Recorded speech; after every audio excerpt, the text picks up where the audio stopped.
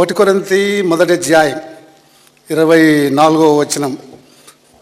క్రీస్తు దేవుని శక్తి అయి ఉన్నాడు. హెబ్రీ పత్రిక 4వ అధ్యాయం 14వ వచనం. హెబ్రీలకు రాసిన పత్రిక 4వ అధ్యాయం 14. దేవుని వాక్యము సజీవమై బలము గలదై రెండంచులు గల ఎటువంటి ఖడ్గము కంటెను వాడిగా ఉండి ప్రాణ ఆత్మలను కీళ్లను మూలుగును విభజించునంత మట్టుకు దూరుచు హృదయం యొక్క తలంపులను ఆలోచనలను శోధించుచున్నది. ఈ వాక్యాన్ని 7 భాగాలుగా చేయొచ్చు. ముందు ఆ 7 భాగాలు ఏమిటో చెబుతాను. మొదటిదిగా ఇది దేవుని వాక్యం, అది మొదటి భాగం. రెండవది ఇది జీవము కలిగిన వాక్యం, అంటే సజీవమైనది. మూడవ భాగం ఇది పవర్ఫుల్, అంటే బలము గలది.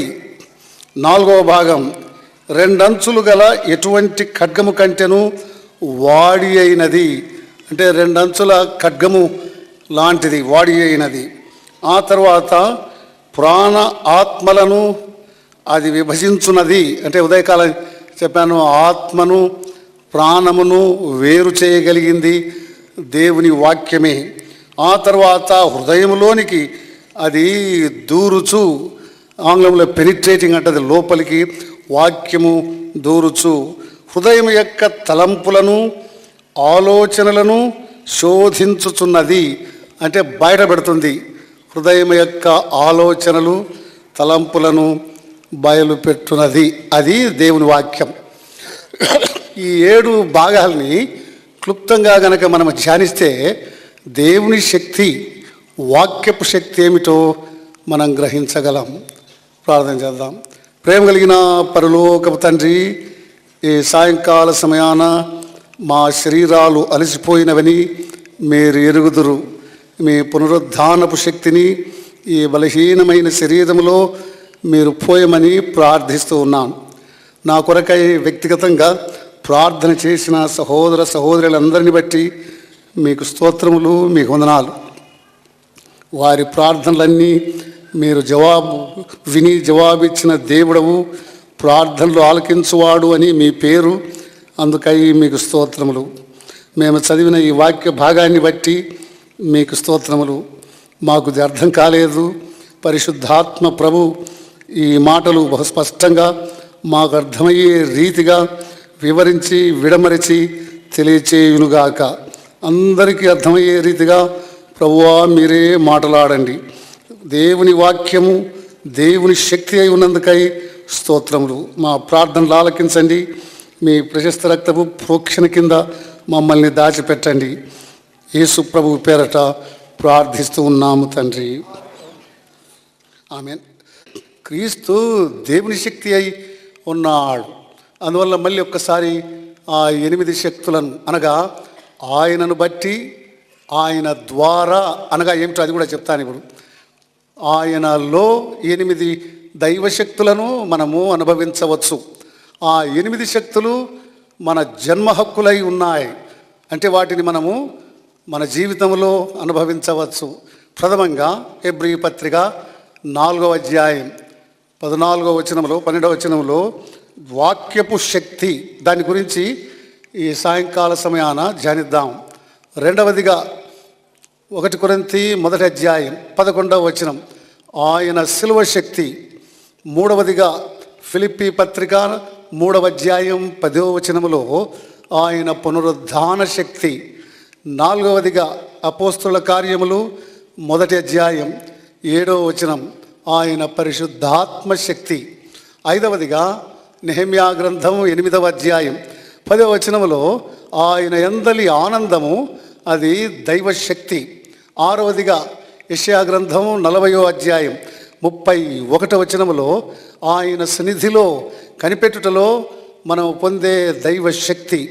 ఏడవదిగా దానియేలు గ్రంథం 11వ అధ్యాయం 32వ వచనములో ఆయనను ఎరుగుటలో దైవ శక్తి. చివరిగా ప్రకటన గ్రంథం 12వ అధ్యాయం 11వ వచనములో ఆయన కార్చిన విలువైన రక్తధారలలో శక్తి. ఆ రక్తాన్ని బట్టి వానిని జయించిరి, అంటే సైతానుని కూడా జయించుటకు శక్తి దేవుని యొక్క ప్రశస్త రక్తములో ఉంది అని అర్థం. ఇప్పుడు ఈ శక్తిని గురించి తెలుసుకుందాం. వాక్యపు శక్తి. ఆయనను బట్టి, ఆయన ద్వారా ఈ శక్తిని మనం అనుభవించవచ్చు. అంటే అర్థం ఏమిటో నేను కొన్ని మాటలు చెబుతాను. ప్రత్యక్ష గుడారములో 7 ఫర్నిచర్స్ ఉంటాయి, 7 పీసెస్.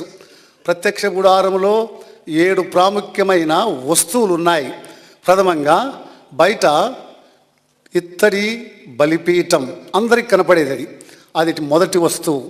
రెండవదిగా లోనికి వెళ్ళక పూర్వము పరిశుద్ధ, అంటే ఆలయం కాదు, గదిలోకి వెళ్ళక పూర్వము బయట ఉండేది, దాన్ని గంగాళము అని అంటారు, ఇత్తడి గంగాళం. మూడవదిగా ఆ గదిలోనికి వెళ్ళిన తరువాత కుడివైపున ఒక బల్ల ఉండును. ఆ బల్లపై 12 రొట్టెలు వాళ్ళు పెట్టేవాళ్ళు, అది మూడవ వస్తువు. నాలుగవ వస్తువు ఈ ఎడమ వైపున ఉండేది, దాన్ని దీప వృక్షము అంటారు. అంటే ఒకే వృక్షం, దానికి 7 కాండాలు ఉంటాయి, అవి కొమ్మలు, వాటిలో నుంచి వెలుగు, నూనె పోస్తారు, ఓలివ నూనె. తర్వాత ఆ నూనెను బట్టి ఒత్తులు పెట్టి అది ప్రకాశమానంగా ఉండేట్లు చేస్తారు. అది నాలుగవది. మొదటిది బలిపీఠము, తరువాత గంగాళము, తరువాత బల్ల, తరువాత దీపవృక్షము. ఈ రెండిటికి మధ్య ధూపవేదిక అని ఒకటి ఉంది, బంగారంతో చేసింటారు. ఆ ధూపవేదికలో సాంబ్రాణి వేస్తారు. ఆ ధూపవేదికలో ఆ సాంబ్రాణి మండటానికి బలిపీఠం దగ్గర నుంచే అగ్ని తీసుకురావాలి. ఆ అగ్నితో ఆ సాంబ్రాణిని వాళ్ళు కాలుస్తారు. ఆ సాంబ్రాణి సువాసన ఆ గదిని నింపునది. ఆ తర్వాత లోపలికి వెళ్ళినప్పుడు అది అతి పరిశుద్ధ స్థలం అంటారు. అక్కడ మందసము అనేది ఒక పెట్టె ఉండేది. ఆ పెట్టెలో విరిగిపోయిన రాతి పలకలు, అంటే దేవుని పదాజ్ఞలు, తరువాత మన్నా అనే ఆహారము ఒక బంగారు పాత్రలో ఉండేది. దానిపైన ఒక కప్పు, ఒక కవరింగ్ ఉండేది. ఆ కవరింగ్ను కరుణాపీఠం అంటారు, అది 7వ వస్తువు. ఆ కరుణాపీఠముపై కెరూబులు, అంటే వాటిని కాపాడువారు, కరుణాపీఠాన్ని ఇట్లా చూస్తున్నట్లు వాళ్ళు పెట్టారు. ఇవి 7 వస్తువులు. ఈ 7 వస్తువుల్లో రెండవ వస్తువుని గురించి మనం కొంత తెలుసుకోవాలి. రెండవ వస్తువు ఏమిటంటే గంగాళము అని అంటారు. ఈ విషయం నిర్గమకాండం 28వ అధ్యాయంలో వ్రాయబడి ఉంది. అక్కడ వచ్చే స్త్రీలు వాళ్ళు చూసుకోవడానికి అద్దాలు ఉండేటి. ఆ అద్దాలు ఆ రోజుల్లో మనకు ఇప్పుడుండే అద్దాలు లాంటివి కాదు. ఆ అద్దాలు ఇత్తడితో పాలిష్ చేసి పెడతారు. అవి స్త్రీలు ఇళ్లలో అద్దాల్లాగా చూసుకునేవాళ్ళు. ఆ అద్దాలని వాళ్ళు తెచ్చి దేవుని మందిరానికి సమర్పించినారు. ఆ అద్దాలతో గంగాళము చేశారు, ఒక పాత్ర. ఆ గంగాళము అద్దములతో చేయబడెను. బైబిల్ గ్రంథంలో యాకోబు పత్రిక 1వ అధ్యాయం 23వ వచనం ప్రకారము అద్దము అంటూనే వాక్యానికి సాదృశ్యం. అద్దము వాక్యం. గంగాళములోని నీళ్లు కూడా వాక్యానికి సాదృశ్యం. ఎఫెసీ 5:26లో ప్రభు సంఘమును వాక్యోదకముతో కడుగుతున్నాడు అని వ్రాయబడింది. ఈ మాటలు మీకు బాగా అర్థం కావాలి. ముందు గంగాళము అద్దములతో చేయబడెను. అద్దములతో చేయబడింది కాబట్టి అద్దము దేవుని వాక్యానికి సాదృశ్యం. గంగాళములోని నీళ్లు కూడా దేవుని వాక్యానికి సాదృశ్యం. ఇప్పుడు మనకు కొంచెం కష్టం వచ్చింది. గంగాళము వాక్యమే, గంగాళములోని నీళ్లు వాక్యమే, ఇదేమిటి వాక్యములో వాక్యం అన్నట్లు ఉంది. గంగాళం గనక తీసివేస్తే నీళ్లు లేవు అక్కడ. నీళ్లకు ఆధారమైంది గంగాళం. అర్థమైందా అండి? నీళ్లకు ఆధారము గంగాళమే. గంగాళము ఉండబట్టి అందులో నీళ్లు ఉన్నాయి. గంగాళమే లేని పక్షంలో అక్కడ నీళ్లు లేవు. అట్లానే యోహాను సువార్త 1వ అధ్యాయం 1వ వచనంలో ఇట్లా వ్రాయబడి ఉంది, ఆదియందు వాక్యం ఉండేను, ఆ వాక్యము దేవుని యొద్ద ఉండేను, ఆ వాక్యము దేవుడై ఉండేను. అది గంగాళం. అర్థమైందండి? ఆ గంగాళము మనకు దేవుడు ఈ వాక్యాన్ని ఇచ్చాడు. ఇది కూడా వాక్యము నీళ్లతో సమానం. కాబట్టి ఈ గ్రంథము ఆ గంగాళముపై ఆధారపడి ఉంది. ఆ గంగాళమే లేకపోయినట్లయితే బైబిల్ గ్రంథమే లేదు అని అర్థం. కాబట్టి బైబిల్ గ్రంథానికి ఆధారము ఆ గంగాళం. బైబిల్ గ్రంథానికి ఆధారము ప్రభువు. అంత మటుకు అర్థమైందా అండి? అంటే ప్రభువే కనుక లేకపోతే బైబిల్ గ్రంథం లేదు. గంగాళము దాంట్లో ఉండే నీళ్లు అట్లానే ఆయనలో ఈ వాక్యము ఆధారపడి ఉంది అని తెలుసుకోవాలి. ఇప్పుడు పాఠంలోనికి వెళ్దాం. ఇది ఎందుకు చెప్పానంటే ఆయనను బట్టి ఆయన ద్వారా దేవుని శక్తిని మనం పొందగలం అనే దానికి మీకు వివరణగా ఈ ఉదాహరణ చెప్పాను. ఇంకా పాఠంలోనికి వెళ్దాం. 7 విషయాలు ఉన్నాయి. మొదటిదిగా దాని పేరు దేవుని వాక్యం. ఈ లోకంలో రకరకాల వాక్యాలు ఉన్నాయి.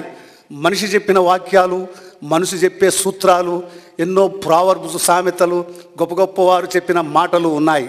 కానీ ఇవి మనిషి మాటలు కాదు, చివరికి దేవదూతల మాటలు కూడా కాదు. ఇవి దేవుని మాటలు. దేవుడు ఈ మాటల గ్రంథాన్ని మన హస్తగతం చేశాడు. మనము భాగ్యవంతులం. బైబిల్ గ్రంథము దేవుని మహత్తరమైన సృష్టి. ఈ గ్రంథాన్ని నీకు నాకు మన తెలుగు భాషలో కూడా ఆయన అందించినాడు కాబట్టి మనము ఎంతో భాగ్యవంతులం. ఇది దేవుని వాక్యము అని ముందు నమ్మాలి. అర్థమైందండి? అందుకని ఆరంభంలో ఒక దైవజనుడు ఉండేవాడు. ఆయన పేరు భక్త్ సింగ్ గారు. ఆయనతో నేను చాలా కాలం కలిసి తిరిగినాను, పనిచేశాను. ఇతర దేశాలకు కూడా నేను ఆయన వెళ్ళిన రోజులు ఉన్నాయి. ఆయన నేర్పిన మొదటి పాఠం ఏమిటంటే ఇది దేవుని గ్రంథం కాబట్టి క్రొత్తగా మేము ప్రభువును నమ్మినప్పుడు ఈ గ్రంథం ఇది దేవుని గ్రంథం అని భయభక్తులతో చదివేవాళ్ళం. అంటే మోకరించి ఆ బైబిల్ గ్రంథాన్ని చదవటానికి ప్రారంభించినాం. కారణం ఇది మనిషి మాటలు కావు, ఇవి దేవుని మాటలు, దేవుడిచ్చిన గ్రంథం. కాబట్టి ఆ దినము నుండి ఈ దినం వరకు నేను మోకరించే బైబిల్ చదువుతాను. అంటే నేను ధ్యానం చేయాలి అంటే బైబిల్ తెరిచి నేను మోకాళ్ళ మీద ఉండి ఈ దినానికి కూడా మోకాళ్ళ మీదనే నా బైబిల్ గ్రంథాన్ని నేను చదువుతాను. కారణం అది దేవుని గ్రంథం, అది పరిశుద్ధమైన గ్రంథం, అది దేవుడిచ్చిన గ్రంథం. కాబట్టి నేను గౌరవించాలి, పరిశుద్ధ బైబిల్ గ్రంథాన్ని మనము గౌరవించాలి. కారణం అది దేవుని గ్రంథం. మనుషులు రాసిన మాటలు కాదు అవి, దేవదూతలు చెప్పిన కథలు కాదు అవి, సాక్షాత్తు దేవుడు మనకు తెలియచేసిన వర్తమానము, దేవుని మాటలు. కాబట్టి దేవుని గ్రంథాన్ని మీరు గౌరవించండి, దేవుని గ్రంథాన్ని గౌరవంగా చదవండి. ఇది దేవుని గ్రంథమని గౌరవించి చదివినప్పుడు దేవుని స్వరాన్ని మీరు వినగలరు. నేను చెప్పే మాట వాస్తవిక సత్యం. నేను దేవుని గ్రంథాన్ని నేను చిన్నప్పుడైతే ప్రభువు నమ్ముకున్న తర్వాత నేను ఇట్లా పట్టుకుంటే చాలు నాకు ఒక రకమైన తృప్తి ఉండేది. దేవుని గ్రంథాన్ని నేను తాకుతూ ఉన్నా చూడు అనిపించేది. ఇప్పుడు ఉదాహరణగా మన దేశ ప్రధాని కానీ, ప్రెసిడెంట్ కానీ, లేకపోతే అమెరికా ప్రెసిడెంట్ కానీ ఒక ఉత్తరం రాసినాడు అనుకోండి, మనం ఆ ఉత్తరాన్ని ఎంత జాగ్రత్తగా ఎంతో దాన్ని గౌరవించి మనం పట్టుకుంటాం, ప్రేమిస్తాం, అట్లా చేస్తాం. కానీ ఈ గ్రంథాన్ని ఇచ్చింది దేవాది దేవుడు, భూమి ఆకాశములను సృజించిన వాడు, సాక్షాత్తు జీవము కలిగిన దేవుడు, నిజమైన దేవుడు మన కొరక ఈ గ్రంథాన్ని ఇచ్చినప్పుడు మనము దాన్ని ఎంతో గౌరవంగా చదవాలి. ఇంతవరకు మీరు మోకరించి చదవకుండా ఉంటే మీ ఇష్టం, నిలబడైనా చదువుకోండి, అవి ఎట్లయినా చదవండి. కానీ ధ్యానం చేయడానికి మోకరించి చదవడానికి ప్రయత్నం చేయండి. ఈ మోకాళ్ళు చాలా కాలం వంగవివి, వయసు అయ్యే లోపల మోకాళ్ళు నొప్పి, నడుములు నొప్పి. అందుకని ప్రాణం ఉండగానే, ఆరోగ్యం ఉండగానే మోకాళ్ళు ఉండడానికి, అవి వంగడానికి ఇష్టపడేటప్పుడు మోకాళ్ళ మీద బైబిల్ చదవడము నేర్చుకోవాలి. ఇది నా అనుభవపూర్వకంగా నేను చెబుతూ ఉన్నా. ఆనాటి నుండి ఈనాటి వరకు నాకు ఆరోగ్యం లేని సమయాలలో కూడా నేను మోకరించి చదువుతాను. అంటే కొన్ని పర్యాయాలు కూర్చొని చూస్తాను, అది వేరే సంగతి. నేను ధ్యానించాలి అంటే, దేవుని దగ్గర వర్తమానము నేను పొందాలి అంటే నేను మోకరించి చదువుతాను. దావీదు రాజు వలె నేను కూడా ప్రార్థన చేస్తాను. ఆయన ఏం చేస్తాడు? 119వ దావీదు కీర్తన 18వ వచనంలో ఇట్లా చేసేవాడు, దేవా నీ గ్రంథములోని ఆశ్చర్యమైన వాటిని నేను ఎరుగుటకై నా కండ్లను తెరువని ప్రార్థన చేసినాడు. మనం అది చదివేటప్పుడు ఒక ప్రార్థన చేయాలి.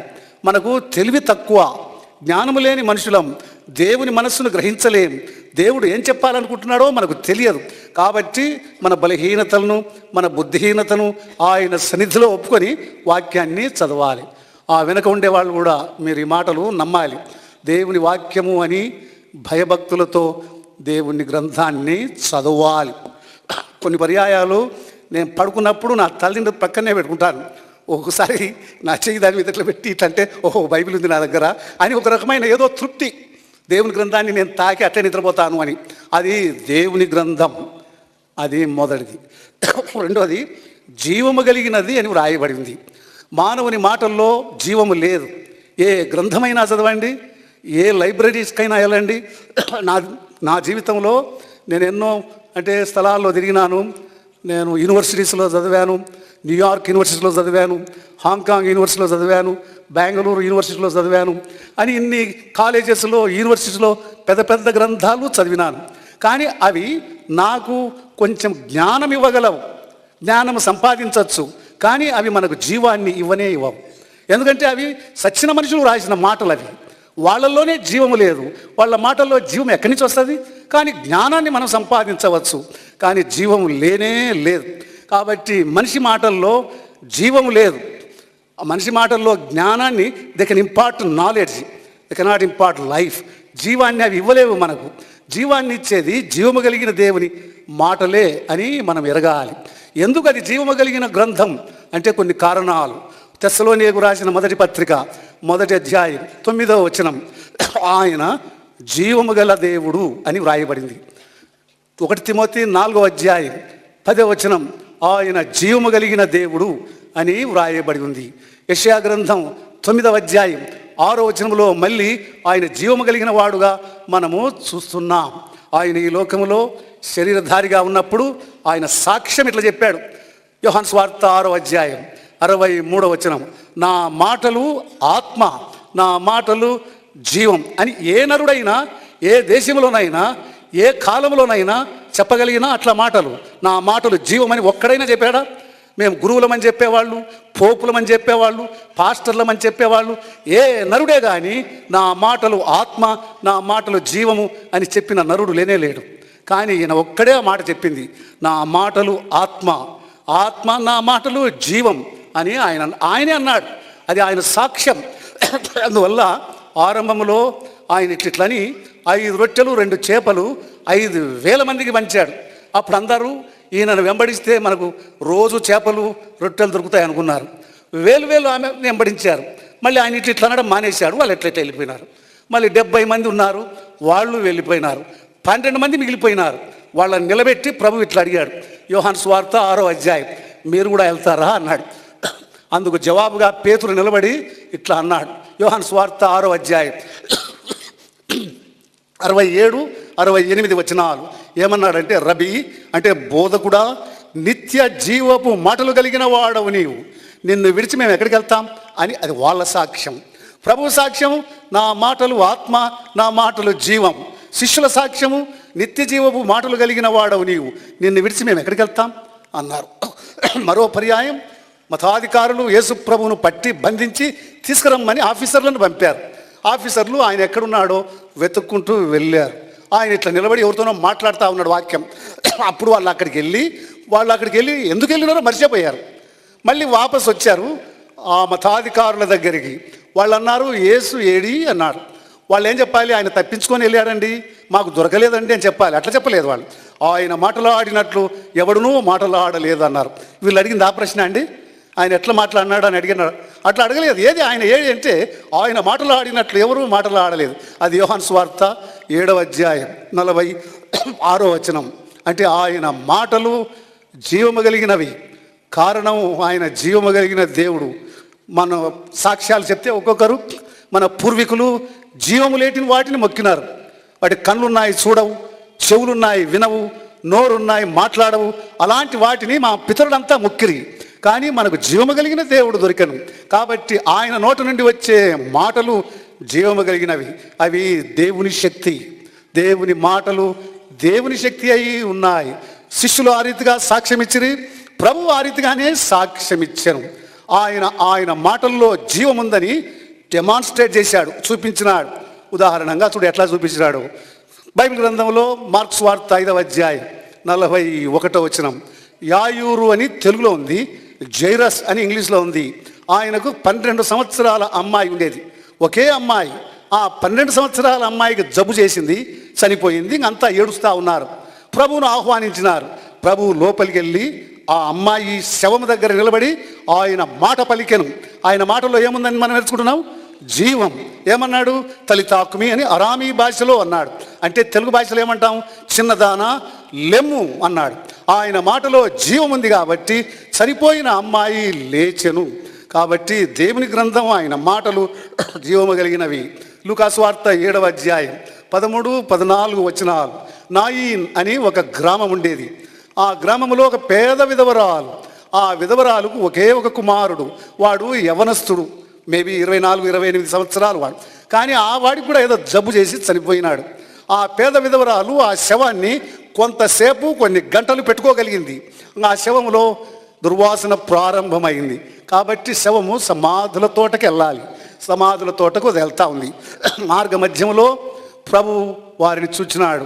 ఆమె ఏడ్చేది చూచి ఆయన ప్రేమతో కరిగిన హృదయుడై ఆ పాడి దగ్గరికి వెళ్ళి ఆయన నోరు తెచ్చి మాటలాడాను. ఏమన్నాడు? యవనస్తుడా లెమ్ము అన్నాడు. ఆయన మాటలలో జీవం ఉండెను. కాబట్టి ఆ జీవం యొక్క ఫలితంతో ఆ చనిపోయిన శవము తిరిగి లేచెను. ఆయన మాటలు దేవుని శక్తి, దేవుని వాక్యము దేవుని శక్తి అని ఆయన రుజువుపరిచెను. యోహాను సువార్త 11వ అధ్యాయం. ఈ అధ్యాయంలో లాజరు అనే వ్యక్తి ఉన్నాడు. ఆ మనిషి చనిపోయాడు. చనిపోయిన శరీరము పాతి పెట్టినారు గుంతలో. 4 దినాలు అయింది. అక్కడికి ఆయన వచ్చాడు. గట్టిగా ఒక కేక వేశాడు. 43వ వచనం, యోహాను సువార్త 11వ అధ్యాయం 43. లాజరు బయటికి రా అన్నాడు. ఆయన మాటల్లో జీవం ఉండేను. 4 రోజులు చనిపోయి గుంతలో ఉండే మనిషి బయటికి వచ్చాను. కారణం ఆయన జీవము కలిగిన మాటలు కలిగిన వాడు. ఈ లోకంలో మేము గురువులమని, మేము దేవుళ్ళమని గప్పాలు కొట్టిన వాళ్ళు చాలామంది ఉన్నారు. ఎవరే కానీ 4 దినాలు సమాధిలో ఉండే వాడిని పిలిచి బయటికి రప్పించలేదు. వారి మాటల్లో జీవము లేదు. అవి చనిపోయిన మృతమైన మాటలు. జీవము కలిగిన మాటలు కలిగిన వాడు సార్వత్రికంలో ఈయన ఒకడే. కాబట్టి దేవుని వాక్యం దేవుని శక్తి. అందుకని ఆయన మాటలు అలాంటివి. యోహాను సువార్త 5వ అధ్యాయం 24వ వచనం, నా మాటలు విని నన్ను పంపిన వానిని నమ్మినట్లయితే మీరు బ్రతుకుదురు అన్నాడు. ఇప్పుడు ఈ రోజుల్లో కూడా ప్రభువు మాటలు ఎవరైతే విని విశ్వసించి ఆయన చెంతకు వస్తారో వాళ్లకు నిత్య జీవము వాళ్ళు పొందగలరు. 28వ వచనం, చనిపోయిన వాళ్ళు సహితం ఆయన రాకడలో ఆయన ఒక కేక వేయనై ఉన్నాడు. తెస్సలోనీలకు రాసిన మొదటి పత్రిక 14వ అధ్యాయం 13వ వచనం నుండి 28వ వచనం వరకు, మనం 18వ వరకు కూడా చదివిన దాంట్లో ఉంది, ఆయన కేక వేయును. కేక వేసే లోపల సమాధులలో ఉండే వాళ్ళు తిరిగి లేస్తారట. కారణం ఆయన మాటల్లో జీవముంది. ఆయన జీవము కలిగిన దేవుడు. ఆయన మాటలు జీవము కలిగినవి. అవి దేవుని శక్తి. కాబట్టి మనుషులు లేస్తారు. మనం కూడా సరిపోయినా కూడా మనం భయపడని అవసరం లేదు. మన ప్రభువు మనల్ని పిలుస్తాడు. మనము మంటికి మంటి అయిపోయినా, ఏదో మనల్ని చేపలు తిన్నా కానీ, చేపల కడుపులో మనం జీర్ణమైపోయినా, ఆ చేపలు ఎవరైనా కొని వాళ్ళ కడుపులో జీర్ణమైనా ప్రభు పిలుస్తానే మనం బయటకు వస్తాం. కారణం ఆయన మాటలు శక్తి కలిగినవి. ఆయన మాట దేవుని శక్తి. అందువల్ల అది రెండవది ఏమిటి? మొదటిదిగా అది దేవుని మాట. రెండవదిగా జీవము కలిగిన అది సజీవమైనది అని వ్రాయబడి ఉంది. అర్థమైందా అండి? అంత మటుకు. అందువల్ల బైబిల్ గ్రంథం అనేది అది ఏం తమాషా పుస్తకము కాదు. దేవుని వాక్కుల సముదాయం అది. అది ఆయన అపారమైన కృపచేత మన హస్తగతం చేశాడు. మనము ఎంతో భాగ్యవంతులం. ఇక మూడవది, అది జీవము కలిగినది, బలము కలిగినది. అంటే బలము గలది అంటే అది చాలా పవర్ఫుల్ అని వ్రాయబడి ఉంది. ఆయన మాటల్లో శక్తి కూడా ఉంది, జీవమే కాదు. ఉదాహరణగా ఎన్ని రకాలు ఆయన మాటలను గురించి బైబిల్ అనేకమైన ఉదాహరణలు చెప్పింది. చూడు, ఉదాహరణగా ఒక్కొక్కటి చూద్దాం. ఇర్మియా గ్రంథం 23వ అధ్యాయం 29వ వచనం, ఆయన వాక్యము సుత్తె వంటిది అని ఉంది. అంటే దాంట్లో పవర్ ఆఫ్ కన్విక్షన్ ఉంది. ఒప్పుదలను ఇచ్చే శక్తి దేవుని వాక్యములో ఉంది. అందువల్ల అది దేవుని శక్తి. అది హ్యామర్ అంట. అంటే మానవుని యొక్క హృదయానికి అది ఒక హ్యామర్ లాగా అది ఆ మనిషి హృదయాన్ని కొట్టునది అని అర్థం.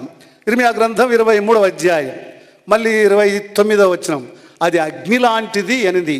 అగ్ని లాంటిది అంటూనే రిఫైన్ చేయగలదు, మనల్ని బాగు చేయు శక్తి కలిగినది అని దాని అర్థం. తర్వాత యాకోబు పత్రిక 1వ అధ్యాయం 23వ వచనం, అది అద్దము లాంటిది. అద్దం మనల్ని చూసుకున్నప్పుడు మనలో ఉండే లోపాలను మనం చూసుకోగలం. అట్లానే వాక్యాన్ని చదువుతుండగా మన లోపాలు ఏమిటో మనకు కనబడతాయి. అది దాని శక్తి. అంటే లోపములను మనకు కనిపింపజేయున్నది దేవుని యొక్క వాక్యపు శక్తి. అట్లానే బైబిల్ గ్రంథంలో మళ్ళీ 1 పేతురు 1వ అధ్యాయం 23వ వచనంలో అది విత్తనానికి పోల్చబడింది. విత్తనం విత్తినప్పుడు అది మల్టిప్లై అవుతుంది, చాలా అంటే ఫలిస్తుంది. అట్లానే దేవుని వాక్యంలో ఫలించు శక్తి ఉందంట. అంటే ఎట్లా ఫలించది చూడండి, 6 ఫలాలు ఫలిస్తుంది దేవుని వాక్యం. విశ్వాస 6 ఫలాలు ఫలించాలి అట. మొదటిదిగా రోమాపత్రిక 1వ అధ్యాయం 13వ వచనం, ఆ ఒక్కడు అనేకులు కావాలి అంటే ఒక్కడు ఆత్మలను సంపాదించాలి, అవి ఫలము అని వ్రాయబడి ఉంది. రోమాపత్రిక 6వ అధ్యాయం 22 నుంచి 24 వరకు పరిశుద్ధత అనే ఫలాన్ని అది ఫలిస్తుందట. అది 2వ ఫలం. 3వది కొలస్సీ పత్రిక 1వ అధ్యాయం 10వ వచనంలో సత్క్రియలు అనే ఫలాన్ని అది ఫలించున్నది ఆ వాక్యం. 4వదిగా గలతీ పత్రిక 5వ అధ్యాయం 22, 23లో క్రిస్టియన్ క్యారెక్టర్, క్రిస్టియన్ కాండక్ట్ అని అక్కడ 9 ఫలాలు ఉన్నాయి. ఏమి? ఆత్మఫలాలు, ప్రేమ, సంతోషం, సమాధానం, దీర్ఘశాంతం, ఆశ, నిగ్రహం, అవన్నీ 9 ఉన్నాయి. ఆ 9కి ఒక్క మాట చెప్పాలి అంటే క్రైస్తవ క్యారెక్టర్, కాండక్ట్ అని మనం చెప్పవచ్చు. 15వ అధ్యాయంలో మనకు కలిగిన వాటిని ఇతరులతో షేర్ చేయొచ్చంట, అది ఒక ఫలం. చివరిగా 13వ అధ్యాయం హెబ్రీ పత్రికలో జీవ ఫలము అని ఉంది. అంటే స్తుతించే జీవితాన్ని అది మనకు అనుగ్రహించును. ఏది ఎట్లయినా అది శక్తి కలిగినది, విత్తనములాగా ఫలాన్ని ఇచ్చున్నది, అది శక్తి కలిగినది అని. 29వ అధ్యాయం కీర్తనలో ఒక మాట ఉంది, ఆయన వాక్యము ఇట్ బ్రేక్స్ అంట, ఆయన వాక్యము ఇట్ షేక్స్ అనింది, ఆయన వాక్యము ఇట్ మేక్స్. ఈ 3 ఈజీగా జ్ఞాపకం పెట్టుకోవచ్చు. దేవుని వాక్యము పగలగొట్టున్నది, బ్రేక్స్ అనింది. ఏం బ్రేక్స్ అనింది? 29వ కీర్తనలో దేవదారు వృక్షములను అది పగలగొట్టును అని. బైబిల్లో దేవదారు వృక్షము అంటే యెషయా గ్రంథం 2వ అధ్యాయం 13వ వచనం ప్రకారము గర్వానికి సాదృశ్యం. ఒక మనిషి యొక్క గర్వము పగలాలి అంటే దేవుని వాక్యం ద్వారా పగలగలదు అని అర్థం. గర్వము అనే మాటకు మూల భాషలో అర్థం ఏమిటంటే పొగ అని. స్మోక్ పొగగిన కనపడితే మనకు బయట ఏముందో కనపడదు. అట్లే గర్వికి కనపడవు అవన్నీ. గర్వికి గర్వం అనేది ఒక పొగ మాదిరి అడ్డం వస్తుంది. ఇష్టం వచ్చినట్లు మాట్లాడతాడు, ఇట్లా ఇష్టం వచ్చినట్లు ప్రవర్తిస్తాడు. కాబట్టి ఆ గర్వం రకరకాల గర్వాలు ఉన్నాయి బైబిల్లో. ఒకటి స్పిరిచువల్ ప్రైడ్, ఆధ్యాత్మిక గర్వం. మేము వాళ్ళకంటే చాలా భక్తిపరులము అనే చెప్పేది ఒక గర్వం ఉంటుంది. మనము ఇతరులతో పోల్చుకోరాదు. ఇది బాగా వినండి మీరు. నేను ఇంకొక సహోదరునితో నన్ను పోల్చుకొని ఆయన కంటే నేను బెటర్ అని చూడనే కూడదు. అది భయంకరమైన తప్పు. నేను ఎవరితో పోల్చుకోవాలి? ప్రభువుతో పోల్చుకొని ప్రభువా నేను నీలాగా లేను అని నేను గ్రహించాలి, లేదా నన్ను నేను పోల్చుకోవాలి. కాబట్టి ఎప్పుడే కానీ మీరు ఇతరులతో పోల్చుకోరాదు. ఇతరులతో పోల్చుకొని వాళ్ళకంటే మేము బెటర్ అనే మనస్తత్వం మంచిది కానే కాదు. ఎప్పుడే కానీ ఆ మనస్సు మనలోకి రాకూడదు. మనం ఎవరితో పోల్చుకోవాలి? ప్రభుతో పోల్చుకొని ప్రభువా నేను నీలాగా లేను, నేను నీలాగా ఉండేటట్లు చెయ్యి అని మనం అడుక్కోవాలి. అది ముఖ్యమైనది. అది స్పిరిచువల్ ప్రైడ్ అంటే. రెండోది ఇంటలెక్చువల్ ప్రైడ్ అంటే మీకంటే మేము బాగా చదువుకున్నాం అని దాని మీద గర్వించడం. అది కూడా ఆ గర్వం ఉండరాదు. అది ఇట్ బ్రేక్స్ అంటే ఏది? దేవుని వాక్యము దేవదారు వృక్షములను పగలగొట్టును. రెండోది మెటీరియల్ ప్రైడ్ అంటే ఆస్తిపాస్తులను బట్టి మేమేం వాళ్ళకంటే ఏం తక్కువ కాలేదు, మాకు కార్లు ఉన్నాయి, మాకు భూములు ఉన్నాయి, మాకు డబ్బు ఉంది అని చెప్పే గర్వం ఉంటుంది. ఆ గర్వాన్ని కూడా అది పగలగొట్టున్నది. ఈ బ్రేక్స్ అంటే అది. రెండోది ఇటు షేక్స్ అనేది ఊపేస్తుందంట దేవుని వాక్యం. ఏమిటి అంటే లోయలు, చెట్లు ఉండేటివన్నీ.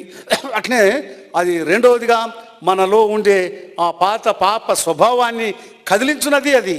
మూడోది ఇట్ మేక్స్ అంటే జింకలు అవి ఈనేటట్లు చేస్తున్నారు, పిల్లలు కనేటట్లు. అది కృపాస్వరం. అట్లనే మనము కూడా ఆ స్వరాన్ని బట్టి మనం ఫలభరితంలో కాగలము అని. ఇవి మీకు అర్థమైనవి కాదో కాకపోయినా పర్వాలేదు. ఇప్పుడు ఏం నేర్చుకుంటున్నాం? దేవుని వాక్యము శక్తి కలిగింది అని. అంటే it breaks, it shakes, it makes. ఆ 3 మాటలన్నా జ్ఞాపకం పెట్టుకోండి. అది దానికి ఉండే ప్రభావం. ఇంకా బైబిల్లో దేవుని వాక్యాన్ని గురించి ఎన్నో వ్రాయబడింది, దాని పవర్. 107వ కీర్తన 20వ వచనం, ఆయన తన వాక్కును పంపి వారిని బాగు చేసెను, ఆయన మాటల్లో స్వస్థపరిచే శక్తి ఉంది. ఆయన మాట సెలవేయగానే ఆ మాట ప్రకారము అది జరుగునట. బాగా ఆలోచన చేయండి. ఇప్పుడు నేను మాట్లాడితే నా మాట ప్రకారం ఏమి జరగదు, మీరు మాట్లాడితే మీ మాట ప్రకారం ఏమి జరగదు.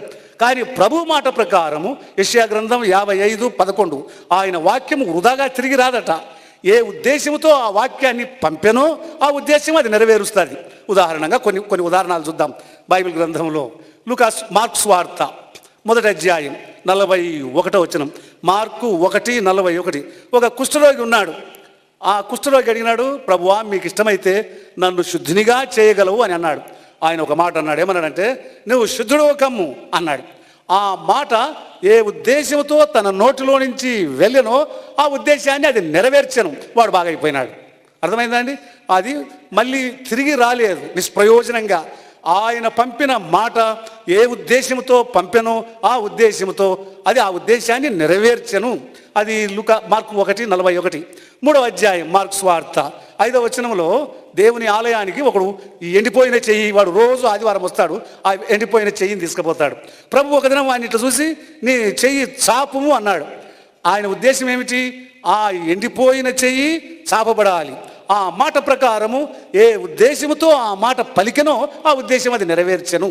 అట్లానే ఇంకా ప్రభు మిగిలిన విషయాల్లో కూడా 5వ అధ్యాయం ఏది లూకాసు వార్త 8వ వచనంలో ఒక దయ్యం పట్టిన వాడు ఉన్నాడు. 8:5 ఆ దయ్యంతో ఇట్లా అన్నాడు, బయటికి రమ్ము వంటలో నుంచి అని. వెంటనే ఆ మాట ఏ ఉద్దేశంతో చెప్పబడేనో ఆ ఉద్దేశాన్ని అది నెరవేర్చను. అది ఒట్టిగా మళ్ళీ ఆయన దగ్గరికి రాలేదు. ఆ మాటలు ఆ ఉద్దేశం ఆ పర్పస్ను అది నెరవేర్చి వచ్చను అని దాని అర్థం. అట్లానే బైబిల్లో ఎన్నోసార్లు ఆయన అన్నాడు. చూడండి 14వ అధ్యాయం మత్తయి సువార్త 19వ వచనం నుండి అనుకుంటాను. ఆయన నీళ్ళ మీద నడుస్తున్నాడు. పేతురు చూసి, ప్రభువా నీవే అయితే నాకు ఆజ్ఞాపించుము, నేను నీళ్ళ మీద నడుస్తానన్నాడు. అప్పుడు ప్రభు అన్నాడు, కమ్ అన్నాడు, రా అన్నాడు.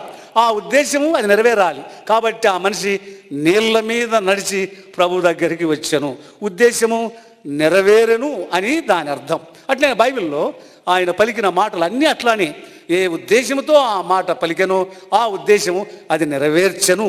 అంటే ఏమిటి? దేవుని వాక్యము దైవ శక్తి.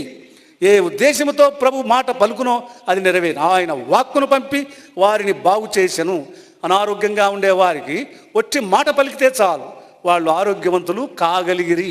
అది దేవుని శక్తి. కాబట్టి 3వది ఏం నేర్చుకున్నాం?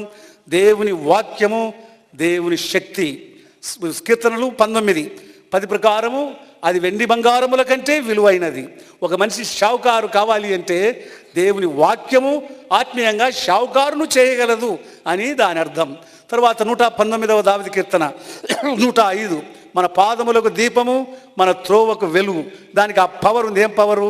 మనము సరి అయిన మార్గములో నడవటానికై అది వెలుగునిచ్చు వాక్యము. అది దేవుని శక్తి. అందువల్ల దేవుని వాక్యము దేవుని శక్తి అని వ్రాయబడి ఉంది. అది 3వ భాగం. మనం కొన్ని ఏం నేర్చుకున్నాము? దేవుని వాక్యం అది దేవుని వాక్యం, మనుషులది కాదు. 2వది అది జీవము కలిగిన వాక్యం, దాంట్లో మరణం లేదు.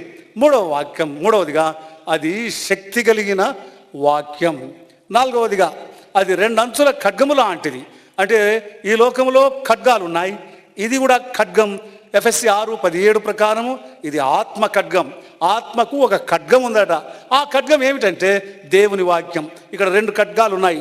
ఒకటి న్యాచురల్గా మనము రోజు చూసే ఖడ్గం, ఇది ఆత్మ ఖడ్గం. ఈ రెండింటిని మనం కంపేర్ చేస్తే చూడు ఎన్ని ఫలితాలు వస్తాయో.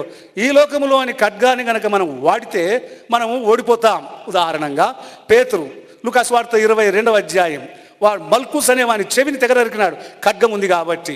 కానీ ఆయన ఫెయిల్ అయ్యేట్లు మళ్ళీ కనుక్కోగలిగినాడు. పెంతకోస్తున్నాడు, ఈ ఖడ్గాన్ని వాడినాడు, దేవుని వాక్య ఖడ్గం.